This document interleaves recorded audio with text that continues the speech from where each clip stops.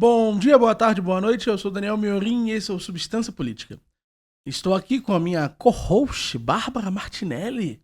E hoje nós vamos conversar sobre o mundo, a geopolítica e como estamos aí com grandes percalços essa semana, não é isso?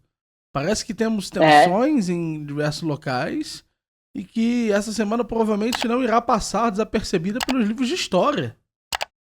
Se você puder contar um pouquinho mais pra gente. É, mas primeiro, se apresente, minha querida co-host. É, você é do canal Voz Armada, não é isso, Bárbara?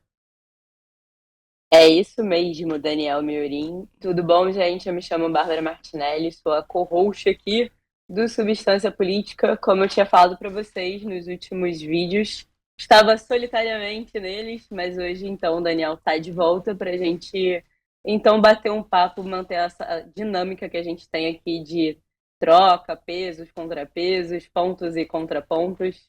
E bater um papinho sobre o que tem acontecido nessa semana. A gente separou algumas pautas e a gente vai conversar sobre isso hoje, pauta a pauta, então. E é claro, a gente vai depois ter uma parte, né, de política nacional. Muito, muito bom. Conta pra gente, Bárbara, qual é o primeiro percalço que nós vamos abordar? Então, hoje a gente vai falar então sobre uma fala polêmica emitida pelo Donald Trump. A gente vai comentar sobre impactos disso, qual é a questão envolvendo o Trump, já que a gente está em ano de eleição lá nos Estados Unidos e o Donald Trump é o candidato, né, que vai concorrer pelo Partido Republicano contra então o atual presidente que está ali no poder, que é o Joe Biden. O Trump, ele tem feito várias conferências com doadores. A gente sabe que isso é bem comum nos Estados Unidos, fazer essas reuniões, fazer eventos sociais, para realmente convencer empresários, comerciantes, think tanks, o que for, né, que faça parte da iniciativa privada, a justamente apoiar a campanha com verba, né, com capital financeiro. E durante, então, um desses eventos para doadores, o Donald Trump estava comentando a respeito das guerras que estão ocorrendo, que poderiam vir a ocorrer, e ele vai, então, falar uma fala bem polêmica mesmo. Primeiro, ele vai abordar a questão da atual guerra da Ucrânia, vai desenvolver isso, e ele vai afirmar que se ele estivesse, então, no comando da presidência dos Estados Unidos, e ele estivesse realmente vivendo isso, ou seja, ele estivesse passando por essa invasão russa na Ucrânia, a primeira ação que ele teria tomado seria bombardear Moscou. Tá? O Donald Trump vai falar isso, então, nesse evento de doadores, e ele vai continuar sua fala, então, afirmando que caso, então, ele retorne ao poder ali nos Estados Unidos e ele realmente venha a exercer esse cargo de presidência e passe por uma situação semelhante com a China, ou seja, a China decida então por intervir de fato ali em Taiwan, que ele vai então bombardear Pequim, tá? O Donald Trump ele está falando isso à toa? Não, o Donald Trump não está falando isso à toa, ele não está fazendo esse discurso argumentativo à toa. Ele realmente está fazendo essa comparação, ou seja, ele está mobilizando uma guerra que já está acontecendo, um fato que já ocorreu, para fazer esse comparativo com outro fato, para mostrar ou tentar demonstrar não só uma questão de poderio belicoso dos Estados Unidos, mas para tentar conter a China. Ou seja, ele realmente está colocando uma ameaça bem mais direta, né? O Joe Biden ele não faz ameaças tão diretas, ele tem outro perfil de governança, de trabalhar ali nos bastidores e ir realmente por essa via belicosa, por assim dizer, de uma forma um pouco mais escondida, né, por assim dizer, mas a gente sabe o autofinanciamento que o Joe Biden faz a Taiwan, então assim, tá nos bastidores, mas tá acontecendo. O Trump ele já tem essa característica de governar utilizando falas mais duras para tentar fazer essa contenção desses players, desses atores dessa forma realmente mais direta. São estilos de governança diferentes. Né? O Trump ele tem essa via mais aparente mesmo, e ele está fazendo essa fala mais dura já com esse intuito de conter essas possibilidades chinesas de, então, continuar, né, com essa possível investida lá em Taiwan. A gente sabe que há generais dos Estados Unidos falando que a China vai sim invadir Taiwan até 2027, que eles já mapeiam isso. A gente tem relatórios lá do RAND falando sobre isso, sobre por que a China realmente precisa, né, invadir Taiwan agora, nesse momento. É como se realmente a janela de oportunidades para isso começasse, então, a se fechar e a China tivesse poucos anos para realmente, se ela quiser, de fato, né, trazer Taiwan para essa unificação chinesa, ela tivesse que fazer até 2027. Então a gente teve essa fala do Trump Você e isso pode, nos demonstra. você pode me explicar por Já. que até 2027 em específico? Acredito que muita gente também não saiba. Sim. São duas questões principais que a gente pode colocar sobre essa data 2027. Alguns analistas, eu, por exemplo, lá no meu canal, Voz Armada, que o Daniel comentou, né, quando ele foi me apresentar, eu entrevistei um analista que eu tenho algumas trocas bem bacanas com ele, que é o De Leon Petta. Ele é professor, ele já deu aulas durante muitos anos de geopolítica, ele tem um canal no YouTube e ele tem uma percepção, assim, analiticamente falando, por exemplo, seja 2027, um pouquinho mais estendido, né, vindo de alguns relatórios, por dois fatores. O primeiro deles é o armamento de Taiwan, tá? Taiwan hoje, pela forma como ele tem de recursos bélicos, ele não teria recursos bélicos se ele for se defender sozinho, a China fazendo um ataque, por exemplo, que ela desliga, né, totalmente, por exemplo, Taiwan. Hoje, Taiwan não tem capacidade bélica de se defender da China, tá? Vocês podem argumentar, mas tem os parceiros, mas sozinha Taiwan não consegue se defender da China, tá? Isso é um fato. Então, por essa questão de Taiwan hoje não ter armamento suficiente, a China encara isso como uma boa oportunidade para que ela faça essa incursão a Taiwan, tá? É mais fácil hoje para a China, por exemplo, dominar certas ilhas que estão ali no Estreito de Taiwan. A Taiwan não consegue defender. Hoje, em 2024, o ano que a gente está gravando esse vídeo, Taiwan não consegue se defender disso. Tá? Ela provavelmente perderia com certa facilidade essas ilhas já para a China. Então, esse é o primeiro motivo.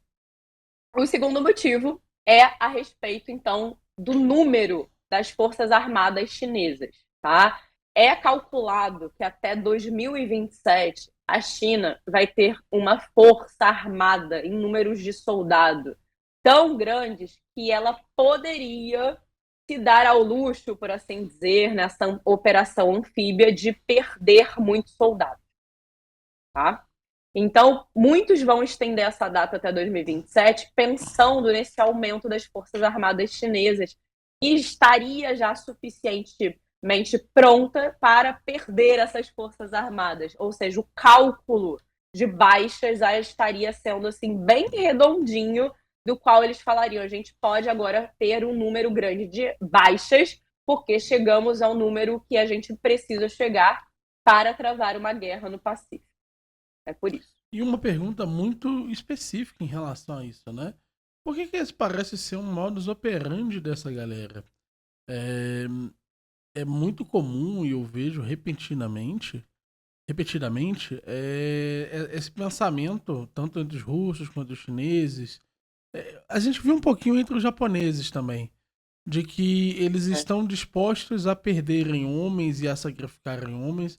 A gente viu a Segunda Guerra Mundial, o cenário do Exército Vermelho, a forma como o Exército Vermelho guerreava, né? É, Uhum. Tem alguma coisa na mentalidade do bloco oriental que faz eles normalizarem isso de alguma forma? Sim, a mentalidade deles ela não é individual. A mentalidade do povo oriental, por assim dizer, ela é coletiva. Eles têm outras bases, por exemplo, filosóficas, que nós não temos. Lá na China, a gente vai ter muito forte a questão do Confúcio, por exemplo. Então, esse própria linha de pensamento dele já parte de uma linha de pensamento diferente do Ocidente. Por que, que a gente tem uma preocupação com os soldados? Porque a gente vai ter uma visão individual, tá? Tanto é que quando a gente pensa, por exemplo, nas bases dos direitos humanos, que muitos criticam por N motivos, mas independente disso, os direitos humanos, ele é feito com essa lógica de pensamento liberal, pensando no indivíduo, tá? Até como uma forma do indivíduo ele estar protegido perante algumas medidas estatais. O pensamento coletivo não é assim. O pensamento coletivo ele vai ver o todo. Então, o todo está envolvido na situação, não é uma pessoa. Isso já é uma lógica de pensamento completamente diferente, Dani. Completamente diferente. Até pelo estilo de governança. Por que, que a gente fala que há um perigo para os direitos humanos? Muitos analistas, alguns discordam disso porque tem essa visão um pouco mais socialista, mas porque muitos vão falar que é um perigo que a China ascenda, justamente por conta dessa questão coletiva que ela vai trazer para os direitos humanos, né? O coletivismo chinês hoje, ele é top-down, né? Então ele vem do governo para baixo. O governo, ele é a representação máxima do coletivo da população chinesa. Isso é uma mudança lógica de pensamento muito forte. Isso vai refletir também nas questões militares, né? A questão militar é falando pelo todo para se manter o aparato estatal, que é a própria manifestação da sociedade. Isso é uma outra lógica de pensamento, totalmente diferente do pensamento que a gente veio tendo ao longo de muitos anos no Ocidente, né? De tentar preservar a sociedade, de ter um número de baixos menores, porque a gente tem a visão pautada no indivíduo. Quando a gente começa a pautar a visão no coletivo, a gente vai ter uma visão coletivista sobre a situação. Então, não é um soldado, são vários soldados. Por eu ter vários soldados, eu tenho que conquistar aquelas metas. São lógicas diferentes de pensar. E uma pergunta bem, bem leiga aqui. Você acredita que Taiwan reflete da mesma forma, por mais que ela esteja colocada de forma esteja colocada no hemisfério oriental? Você acredita que ela a reflexão, a forma, a cosmovisão seja uma cosmovisão oriental, ou a influência americana já é o suficiente para os tipos de reflexões serem diferentes por ali? Uhum. Entendi a sua pergunta. Então, o próprio presidente que ele acabou de subir ao poder, que é o William Lai, ele vem de um partido que ele é considerado liberal, que é o DDP, tá? O DDP ele vai ter essa visão, como, por exemplo, vamos voltar lá para janeiro desse ano. A gente teve as eleições de Taiwan e logo que o William Lai ele é eleito, a China começa a emitir várias declarações, Daniel. Declarações com teor de ameaça. Ele é eleito e a China começa a fazer várias demonstrações militares. Por que a China está fazendo isso? É uma coisa que a gente tem que parar para pensar. Pô, é só uma eleição presidencial, por que tudo isso? Justamente por conta desse ponto que você está colocando. O partido do DDP, que é então o partido do agora atual presidente de Taiwan, ele é um partido liberal pró-soberania de Taiwan. Tá? Se ele é pró-soberania de Taiwan, nós estamos afirmando que é um partido que vai apoiar a independência de Taiwan da China. Tá? Essas questões de independência são uma visão mais liberal. Tá? Na ótica chinesa é mais liberal, já que Taiwan faz parte da China. Se Taiwan faz parte da China, não pode se dar ao luxo de ter uma independência. Tá? Essa visão de ter uma independência, sair do Estado, renegar sua história de origem, por assim dizer, é uma visão mais liberal. Então, veja o ponto chinês como é incômodo. Veja como isso é uma coisa realmente que a China tem dificuldade de aceitar ter um presidente desse porte agora, né, liberal, pró-independência de Taiwan, ao mesmo tempo que a China ela tem um plano para a reunificação de Taiwan. Né? Então, é realmente muito complicado. Então, hoje, se a gente for por esse ponto de vista de quem hoje está comandando Taiwan, a gente poderia ir pela sua ótica de visão que, sim, está mais próximo dos Estados Unidos. E esse processo de interjeição da China diante disso, ele é um processo que, ao meu ver, é muito estranho.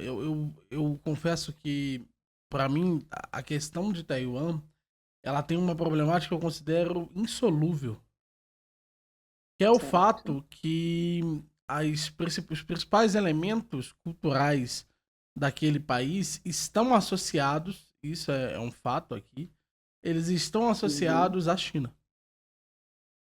Isso é Sim. uma coisa muito delicada, porque aquele que diz que Taiwan é China e China é Taiwan, ele diz da mesma forma que diz qualquer outra pessoa de qualquer outro país, diz que faz parte do seu país aquela nação específica, aquele estado em específico.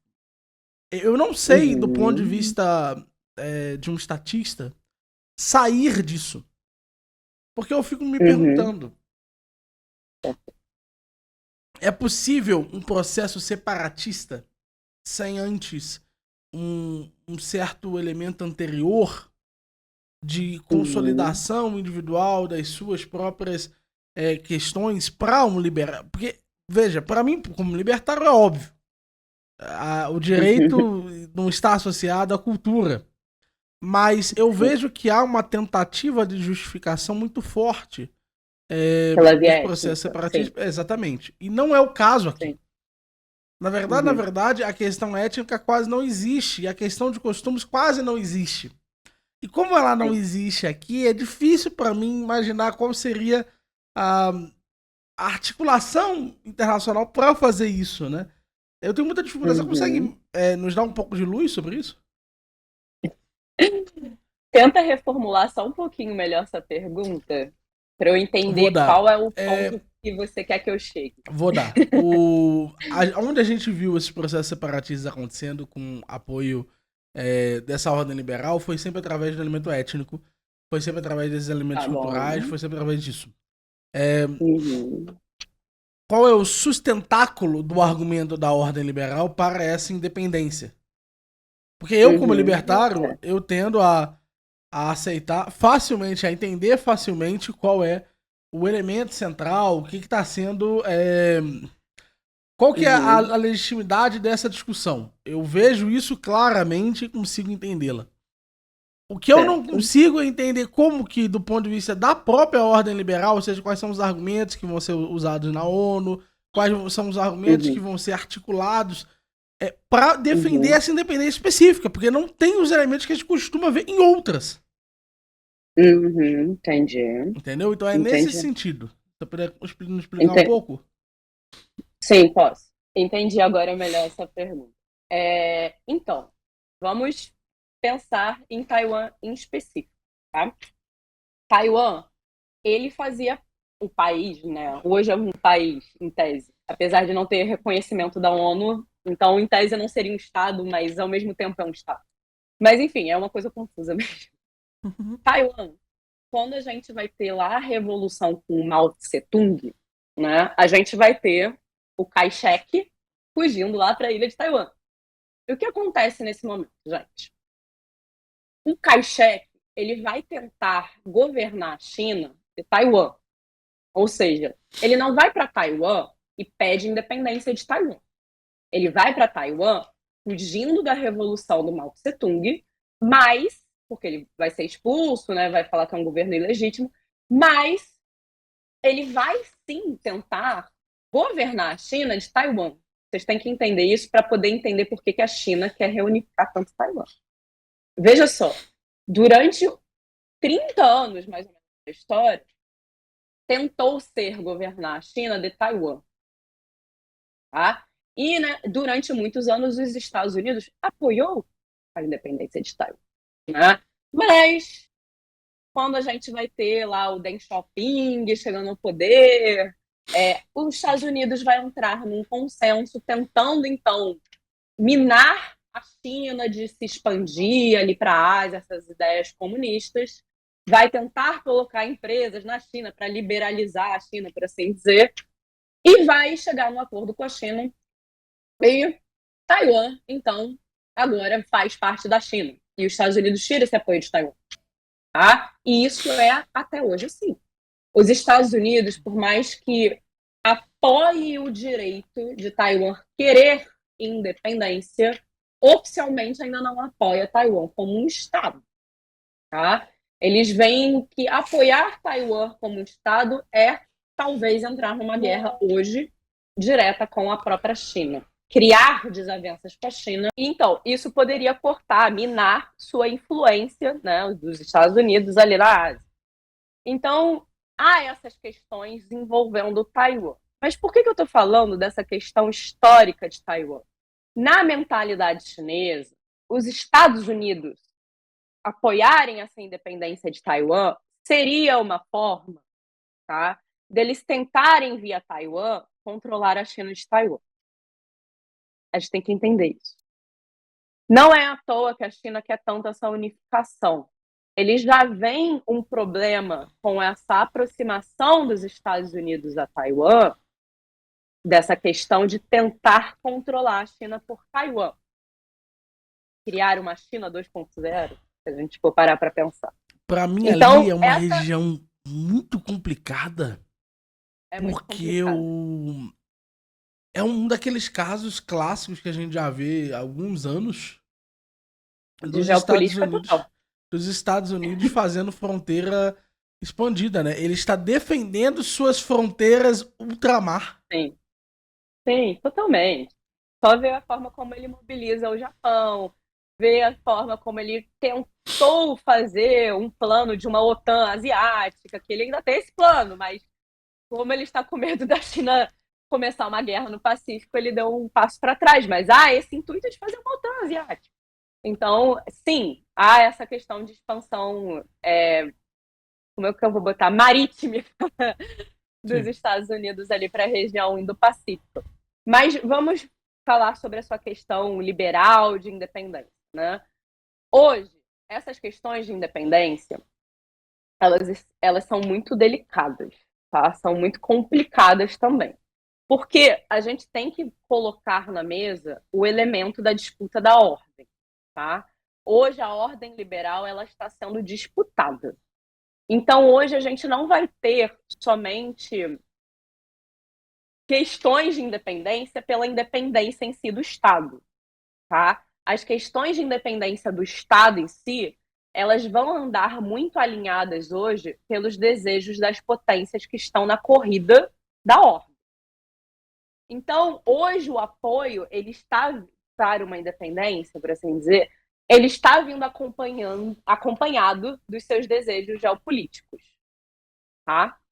Então, hoje a gente não tem uma independência só pela independência. Ou seja, eu vou apoiar uma independência porque, sei lá, o governo é autoritário, está fazendo limpeza étnica. Seria um caso étnico. Porque o Estado está falido. N motivos que poderia vir a apoiar essa independência. O povo está insatisfeito, como foi na questão da Primavera Árabe, uma insatisfação com o governo, que a população se revolta, nananã.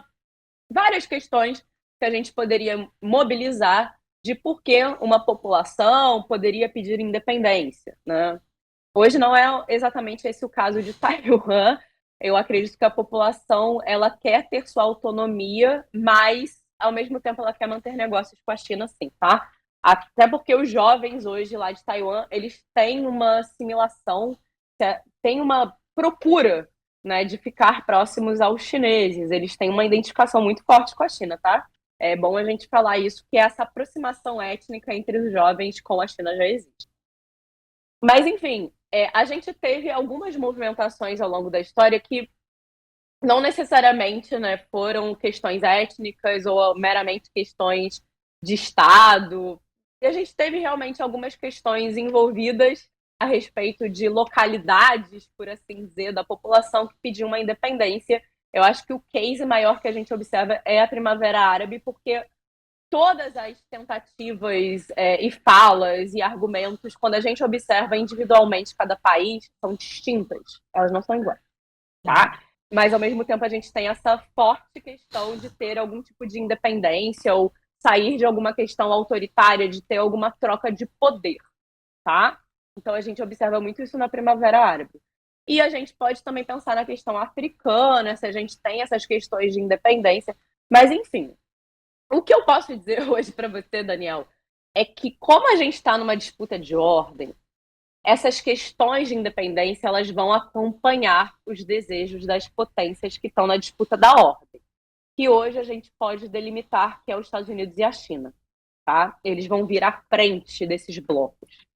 Então, essas questões vão envolver esses players, tá? Não à toa, a gente vê algumas questões bastante curiosas acontecendo na África, não só em relação à China, mas em relação à Rússia também, que está fazendo esse grande papel de estar começando a apoiar algumas ditaduras, por assim dizer, mas para poder ganhar alguns poderes regionais ou até mesmo poder de exploração em conjunto com a China. Tá? Então a gente está tendo uma troca de quem manda na África, saindo então a Europa, a França, o Reino Unido e começando a entrar esses outros países. Uhum. É uma observação que a gente tem que colocar aqui. Então a gente está tendo meio que uma inversão, se a gente parar para pensar em alguns países a respeito de quem está exercendo influência neles. E isso também, lá na frente, a gente vai ver, talvez numa forma de independência. É uma coisa muito complexa mesmo, tá? É muito E complexo isso. uma coisa que eu acho que é quase. Acho que você vai concordar de pronto. É quase a regra nesses processos, né? A opinião da população é muito pouco consultada nisso tudo, né? Eu vejo que os processos de articulação, por exemplo, é só ver, pô, o processo de Quebec no Canadá é muito mais sério do ponto de vista da articulação internacional e por aí vai, em termos daquela independência como um ato de vontade da população, do que é o caso de Taiwan. Taiwan, é, boa parte das articulações ou dos retornos às articulações acontece em virtude de um ato direto, de um ato de vontade direto de protagonizar mesmo um determinado enfrentamento que se considere valioso. Então, por exemplo, as tensões elas não aumentam ou diminuem de acordo com os protestos internos. Difícil. O que aumenta ou diminui as tensões são as ações dos próprios blocos. E aí você tem um processo que, paradoxalmente, é um processo de expansão dessa noção internacional da legitimidade de Taiwan, só que a população mesmo não é consultada, você não tem um plebiscito, você não tem nada. Justamente porque é como está escalando a tensão que define quão forte é esse processo separatista do que qualquer coisa internamente, né? Então isso é muito estranho. Sim, é porque os processos hoje no mundo, eles já eram top-down ao longo da história da humanidade, sempre foi top-down, mas conforme a gente foi realmente vivendo num mundo mais regrado, por assim dizer, mais organizado internacionalmente, se vocês preferirem, os processos eles tenderam a realmente ser mais e mais top-down, tá? Hoje, se a gente para pensar numa organização, por assim dizer, pública, da sociedade civil, ela é muito pouco consultada, tá? Muito pouco consultada mesmo. Então, realmente acaba ficando as esferas dessas articulações, negociações, tudo dentro desses fóruns internacionais, como a própria ONU é um deles. A gente tem vários fóruns multilaterais, a gente tem blocos econômicos, e vocês podem ver que tudo é conversa entre países. Articulações entre países, diplomatas, né? Mas é isso. O que vai realmente dar essa temperatura com que a gente observa mesmo vai ser as negociações ou falta de negociações entre os estados, né? Será que a população de Taiwan quer uma independência da China? Eu acho improvável, tá? Eu acho improvável. Eu acho que a população de Taiwan gostaria, na verdade, de ser mais próxima da China, se você fosse perguntar a minha opinião de fato, tá? Mas há muitas articulações dentro de Taiwan pró-independência, sim. De alguns nichos dentro de Taiwan, sim. Então, é um processo que acontece e a gente hoje tem uma presidência que ela é, sim, mais pró-independência de Taiwan, tá? Isso é um fato. O DDP, ele é pró-soberania de Taiwan, tá? Sim.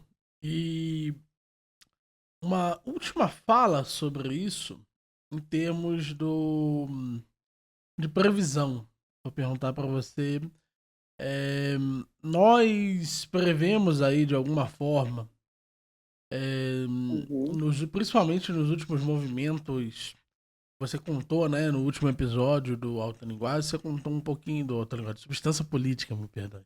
No último episódio de Substância Política, você contou um pouquinho como é esse processo, como está o processo dos movimentos militares. Nós temos alguma previsão de é, processos militares acontecendo do outro lado, ou seja, nós já temos alguma resposta, por assim dizer, ocidental ao fenômeno chinês ou nada ainda no radar? Uhum. Você diz numa questão de Taiwan ou numa questão do Pacífico em si? Só para eu entender. Não sei se necessariamente de Taiwan, mas em resposta aos movimentos. Porque eu sempre vejo, isso é o que eu vejo, né? Eu posso estar muito errado aqui, tá? Mas eu sempre Tá. vejo uma certa reação aqui e ali. Toda vez que os Estados Unidos faz uma movimentação, eu vejo a China fazer uma logo em seguida. E vice-versa. Uhum. E eu Sim, achei sim, estranho entendi. porque eu ainda não vi nenhuma movimentação do outro lado, por Entendi. assim dizer, acontecendo. Entendi. Entendi. Hoje, se a gente for parar para vislumbrar o que está acontecendo no cenário internacional, Daniel, a China é uma grande preocupação, mas é uma grande preocupação mais para os Estados Unidos, Entendi, não é para a Europa. entendi. Se a gente for observar hoje na Europa, talvez por isso que você não esteja vendo essas grandes movimentações, mas eu te garanto que os países ali no Pacífico, como a Austrália e o Japão, estão bastante preocupados, tá? Eles estão muito preocupados com a questão de segurança regional, essa questão de comércio marítimo, tudo isso, né, que envolveria, então, realmente uma escalada ali na região militar. Os Estados Unidos hoje se preocupam muito com isso. E com a eleição do Donald Trump, vai se preocupar mais, tá? O Joe Biden, ele ainda tá fazendo meio que um meio de campo, mas o Donald Trump não tem esse perfil de meio de campo. O Donald Trump, ele vai investir numa retórica mais anti-chinesa. Ele vai se aprofundar ainda mais nisso. O Biden, ele se aprofundou. Só que o Joe Biden, ele tem uma política de falas, e até mesmo de posicionamento, porque ele é um líder mais fraco, de ser mais contido. O Donald Trump, ele não tem esse perfil, ele tem um perfil mais parecido com o Vladimir Putin. Ele tem um perfil mais combativo. É uma característica dele de governança. Pode gostar-se ou não gostar-se, mas é uma característica dele de governança. Então, é uma tendência, caso, por exemplo, o Trump venha a ser eleito, ele tenha um posicionamento mais forte no Pacífico. E aí, talvez, isso que você está me falando de uma demonstração militar, um exercício mais enfático, possa vir a acontecer. Entendi. Hoje, o que os Estados Unidos fazem, né, quando tem essas questões envolvendo a China, é mandar um navio, mandar um porta-aviões para falar que ele está ali na área. Né? Às Sim, vezes ele até envia soldados ou caças, né? Ele já fez bastante isso nos Estados Unidos para demonstrar que ele está patrulhando o Pacífico. Tá? Hoje a demonstração militar é essa que os Estados Unidos têm feito.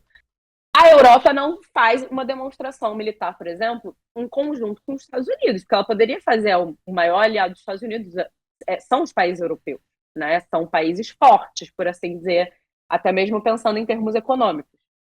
Mas hoje a Europa, o que preocupa a Europa é a guerra na Ucrânia.